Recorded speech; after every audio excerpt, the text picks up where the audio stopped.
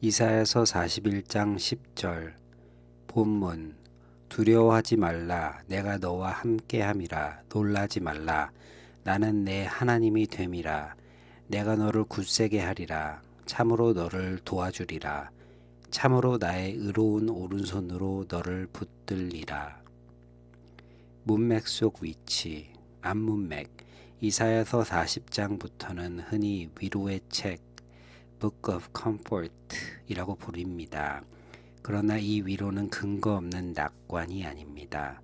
40장은 하나님께서 바벨론 포로 생활을 겪게 될 백성에게 장차 이루실 구원을 선포합니다. 41장 초반에서는 하나님께서 열방을 법정으로 부르십니다. 41장 1절 하나님은 역사를 주관하시며 열방의 흥망성쇠를 다스리시는 분임을 선언합니다. 이어 열방은 우상을 만들며 두려움을 해결하려 합니다. 41장 5절 7절 그러나 하나님은 이스라엘에게는 전혀 다른 말씀을 하십니다. 너는 내가 택한 종이다. 그리고 바로 이어지는 약속이 41장 10절입니다. 즉, 이 구절은 모든 사람에게 주어진 일반적인 격려가 아니라 하나님 언약 백성에게 주어진 언약적 약속입니다. 뒷문맥 11절에서 16절에서는 하나님께서 원수들을 심판하시고 이스라엘을 구원하실 것을 약속하십니다. 특히 14절은 이렇게 말합니다. 버러지 같은 야곱아 놀라운 것은 하나님이 이스라엘을 강한 민족으로 부르지 않으신다는 것입니다. 오히려 가장 연약한 존재라고 인정하신 뒤 내가 너를 도우리라 라고 말씀하십니다. 따라서 41장 10절은 인간의 강함을 전제하지 않습니다. 장 전체 41장의 중심 주제는 우상은 아무것도 하지 못하지만 여호와는 역사를 주관하시며 자기 백성을 붙드신다는 것입니다. 반복되는 질문은 이것입니다. 누가 이것을 이루느냐? 답은 언제나 여호와입니다. 책 전체, 이사야 전체는 하나님의 거룩하심, 인간의 죄, 심판, 남은 자, 메시아, 새 창조를 중심으로 전개됩니다. 41장은 포로 시대를 향한 하나님의 약속이지만 궁극적으로는 메시아를 통한 새 언약을 바라봅니다. 핵심 단어 두려워하지 말라. 단순한 감정 조절의 명령이 아닙니다. 성경에서 두려워하지 말라는 항상 하나님의 임재를 근거로 합니다. 함께하다, 너와 함께 이 표현은 언약의 핵심 표현입니다. 아브라함, 모세, 여호수아, 다윗 모두 하나님께서 내가 너와 함께 하겠다라고 말씀하십니다. 굳세게 하다, 강하게 하다, 담대하게 하다, 견고하게 하다입니다. 인간 스스로 강해지는 것이 아니라 하나님께서 강하게 하십니다. 의로운 오른손, 오른손은 능력, 권세, 통치를 의미합니다. 의로운은 하나님의 공의와 언약의 신실함을 포함합니다. 즉 하나님의 오른손은 무조건적인 능력이 아니라 언약의 신실한 능력입니다.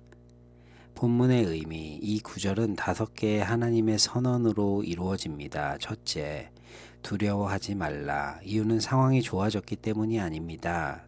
둘째, 내가 너와 함께한다. 평안의 이유는 하나님의 임재입니다.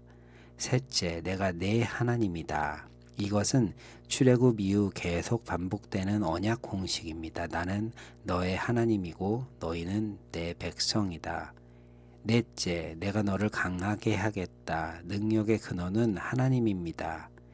다섯째, 내가 너를 붙들겠다. 결국 마지막까지 성도를 붙드는 것은 성도의 힘이 아니라 하나님의 손입니다.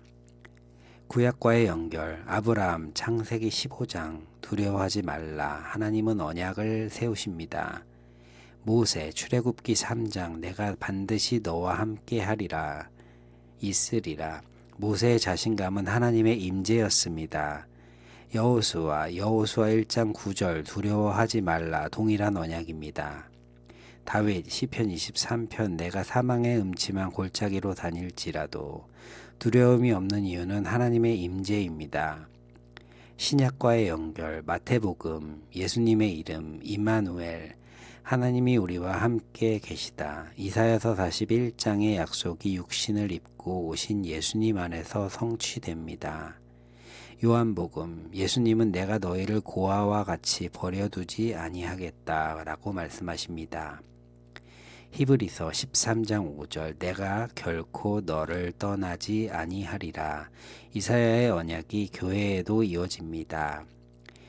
예수 그리스도와의 연결, 이사야서 41장 10절은 흔히 불안할 때 읽는 격려 구절로 소비됩니다. 그러나 본문의 중심은 인간의 용기가 아니라 하나님의 언약적 임재입니다.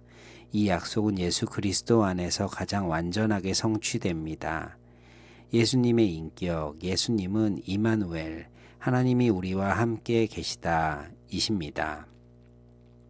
하나님께서 내가 너와 함께 한다는 약속은 추상적인 개념이 아니라 성육신을 통해 역사 속에 들어오신 그리스도 안에서 눈에 보이는 현실이 되었습니다. 십자가, 흥미롭게도 십자가에서 예수님이 나의 하나님 어찌하여 나를 버리셨나이까 라고 외치십니다.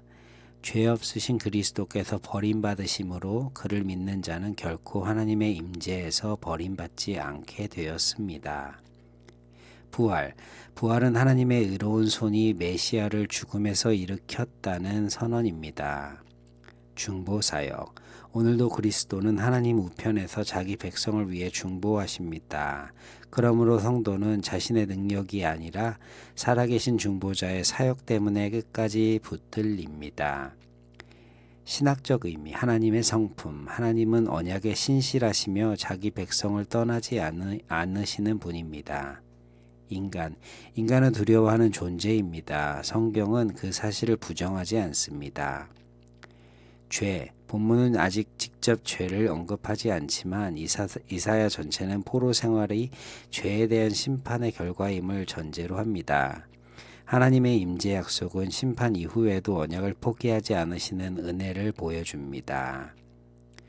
구원은 하나님이 우리를 붙드시는 데에서 시작되고 완성됩니다. 은혜, 내가라는 반복이 구원은 하나님의 주도적인 은혜임을 보여줍니다. 믿음은 두려움이 전혀 없는 상태가 아니라 두려움 속에서도 하나님의 약속을 붙드는 것입니다. 성령께서는 그리스도의 임재를 교회 가운데 실제로 적용하시며 성도들을 끝까지 견고하게 하십니다. 교회는 강한 사람들의 공동체가 아니라 하나님께 붙들린 사람들의 공동체입니다. 최종 점검, 이 구절은 예수님 없이도 성립하는가? 겉으로는 가능합니다. 두려워하지 말라, 하나님이 도와주신다 정도의 일반적인 종교적 위로로 읽을 수 있습니다. 그러나 예수님이 빠지면 핵심이 무너집니다. 첫째, 하나님이 어떻게 죄인과 함께 하실 수 있는지를 설명할 수 없습니다. 둘째, 내가 내 하나님이 된다는 언약 선언이 어떻게 새 언약 안에서 모든 믿는 자에게 확장되는지 설명할 수 없습니다. 셋째, 하나님의 임재는 십자가와 부활을 통해 확증됩니다. 그리스도 없이 이 구절은 일시적인 위로는 될 수 있어도 죄와 사망을 넘어서는 궁극적인 약속이 되지 못합니다. 따라서 이사야서 41장 10절은 단순한 용기를 주는 말씀이 아니라 임마누엘 되신 그리스도 안에서 하나님께서 자기 백성을 끝까지 붙드신다는 언약의 복음입니다.